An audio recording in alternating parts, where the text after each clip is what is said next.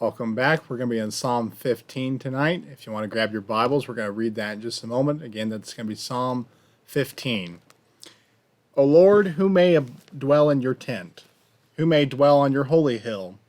He who walks with integrity and works righteousness and speaks truth in his heart. He who does not slander with his tongue, nor does evil to his neighbor, nor takes up a reproach against his friend, and whose eyes a reprobate is despised, but who honors those who fear the Lord. He swears to his own hurt and does not change. He does not put out his money at interest, nor does he take a bribe against the innocent. He who does these things will never be shaken. Really, the psalm is all about one question that's phrased two different ways in verse 1. And that question can be summarized as, who may have fellowship with God? Who may walk with him?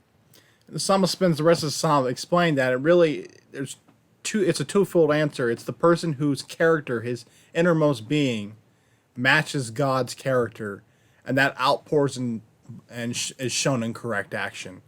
We see in verse 2, end of verse 2 and verse 3, it's the person who walks with integrity, whose truth is in their innermost being, who delights in the ways of the Lord. That shows up in the fact that they love that which is good and abhor that which is evil. They are trying to do their best to serve their fellow man. They honor those who fear the Lord. They do not put out their money at interest. They're willing to give, even if it means they get nothing back, because it's not about getting anything back. And they do not take a bribe against the innocent. And the psalmist says that he who does these things will never stumble. And in a sense, he's using kind of the same language as Psalm 1, that the person who delights in the Lord will be like a tree firmly planted by streams of waters.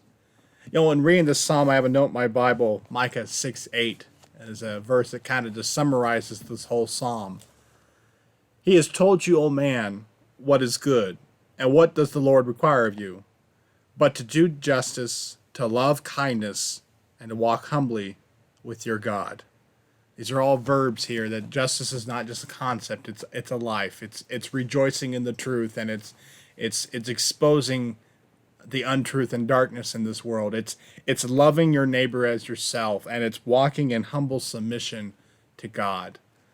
So the question comes up is, back to beginning: who may abide in the tent of God? Who may have fellowship with him? It's going to be the person who does justice, who loves kindness, and walks humbly with him.